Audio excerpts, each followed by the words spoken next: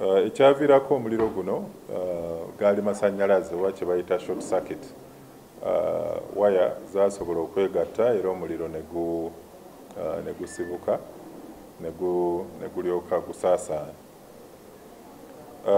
Olunaku lw'eggulo era ssaawa nga 5:30 ne tufuna alipoota endala eraga nti era omuliro gwabadde muzzeemu mu domitry endala. Domitry eyo babadde bagiyita bakiva e Bulaaya. Ne tusanga nga omuliro guno tegwabadde gwa maanyi, gwabadde gubase gwasobodde okubaka omufaliso, bulangiti n'omutto era gwayokyezaako kitundu. Naye sigamba nti gwasaasaanye.